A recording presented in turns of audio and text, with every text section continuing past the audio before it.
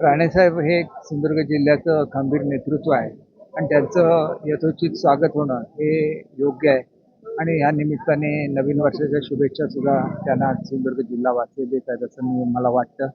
आणि त्याच्यामुळे भाजपबरोबरच मित्रपक्ष सुद्धा या स्वागतामध्ये सामील झालेले आहेत आणि शिवसेनेचा प्रतिनिधी म्हणून त्यांचं स्वागत या ठिकाणी मी करेन. मोठं काही युती झाली नव्हती नगरपंचायत आणि नगर परिषदला, त्यामुळे कुठेतरी दोन्ही पक्षांना थोडाफार फटका बसलेला होता. तो कुठेतरी आगामी काळात जिल्हा परिषद पंचायत समितीच्या निवडणुका होत आहेत, ते टाळण्यासाठी राणे समर्थक एकत्र येत आहेत असं वाटतंय का? एक असं आहे की जे झालं ते आता होऊन गेलेलं आहे. याच्या पुढच्या काळामध्ये आपल्यामध्ये जर आपण वेगवेगळे राहिलो तर त्याचा फायदा विरोधी पक्षांना होतो, ही वस्तुस्थिती आहे.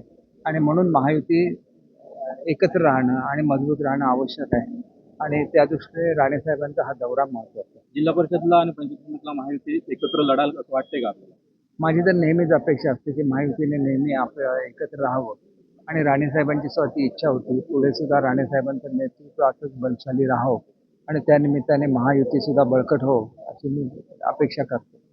भाजप बरोबर शिवसेनेचे पदाधिकारी कार्यकर्ते आहेत आणि राणे समर्थक मोठा जनसमुदाय इथे पाहायला मिळतोय. कसा बघता आणि राणेंचं हे शक्य प्रदर्शनाने काय मग भव्य राहिलंय? नाही, राणेसाहेबांचं नवीन वर्षामध्ये स्वागत जिल्ह्यामध्ये चांगलं व्हावं आणि राणेसाहेबांचं जे नेतृत्व आहे ते असंच कायम राहावं ही सदिच्छा देण्यासाठी सर्वजण इथे जमलेले आहेत आणि जिल्ह्याला त्यांचं नेतृत्व लाभेल, कारण केंद्रामध्ये ते आपल्या जिल्ह्याचं प्रतिनिधित्व करतायत आणि अनेक वर्षाचा अनुभव त्यांच्या पाठीशी आहे आणि त्याच्यामुळे त्यांच्या माध्यमातून जिल्ह्याचा सर्वांगीण विकास होईल अशी अपेक्षा आहे. आणि ते ज्येष्ठ असल्यामुळे त्यांच्या माध्यमातून जे काय किरकोळ मतभेद असतील जिल्ह्यामध्ये ते दूर होतील अशी मी अपेक्षा करतो. उद्धव ठाकरेंनी मागणी केली आहे की नार्वेकरांना निलंबित करा आणि त्यांच्यावर राहुल नार्वेकरांना, कारण त्यांनी एक वैधानिक पद आहे अध्यक्षपदाचं आणि त्यांनी प्रचारामध्ये सहभाग घेतलाय असा दावा उद्धव ठाकरेंनी केलेला आहे. नाही, उद्धव ठाकरे बोलतात ते विरोधी असल्यामुळे निश्चितपणे ते बोलू शकतात, कारण नार्वेकर साहेब ह्या एका सर्वोच्च पदावर आहेत आणि त्याच्यामुळे त्यांच्या विरुद्ध बोलताना थोडंसं भान राखलं गेलं पाहिजे असं मला वाटतं. आतापर्यंत शाखेत केव्हा गेले नव्हते, मात्र आज राज ठाकरे उद्धव ठाकरे शाखेत जाणार आहे. नाही, एक बरं आहे की शेवटी पराभवामुळे का होईना त्यांना कार्यकर्त्यांची आठवण झालेली आहे.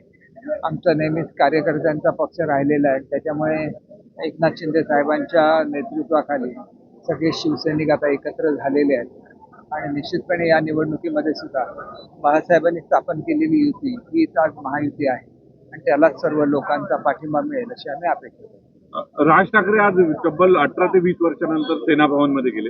त्यांनी असं म्हटलं की बरेच बदल झाले असं त्यांनी वक्तव्य केलेलं आहे आणि त्यांच्या आजच्या सेना भवनामध्ये जाण्याचं कसं बघता, तुमचा प्रतिक्रिया काय?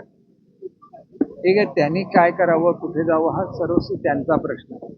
परंतु आज जे महायुतीने त्यावेळेला महाविकास आघाडी केलेली होती आणि त्या महाविकास आघाडीमध्ये शिवसेनेची आणि बाळासाहेबांची जी तत्व आहेत ती बाजूला ठेवून ही महाविकास आघाडी झालेली होती आणि त्याच्यामुळे आज त्या महाविकास आघाडीमधून ते बाहेर पडलेत की नाही हे चित्र अजून स्पष्ट झालेलं नाही. परंतु महाविकास आघाडीमधल्या आपल्या मित्रपक्षांना त्यांनी बरोबर घेतलं नाही ही वस्तुस्थिती आहे आणि त्यामुळे हे गरजेपोटी असलेलं राजकारण आहे असं जर कोणी म्हटलं तर ते चुकीचं होणार. पिंपरी चिंचवडच्या प्रचारामध्ये अजितदादांनी टीका केलेली होती. याच्यावर रवींद्र चव्हाण जे भाजपचे प्रदेशाध्यक्ष आहेत त्यांनी असं म्हटलं, मी फडणवीसांना त्यावेळी पण सांगितलेलं होतं अजितदादांना पक्षात घेताना 100 वेळा विचार करा, आता ते सरकारमध्ये घेताना 100 वेळा विचार करा असं एक वक्तव्य केलंय. सध्या जी विधानं चालू आहेत यामुळे महायुतीमध्ये कुठेतरी तणाव वाटत नाही का तुम्हाला? निवडणुकीच्या काळात अशी विधानं होतात, परंतु पुन्हा एकदा सर्व लोक एकत्र येतात ही वस्तुस्थिती आहे. त्याच्यामुळे त्या निवडणुकीतील विधानांकडे कोणी त्या दृष्टीने बघू नये असंच मला वाटतं. थँक्यू.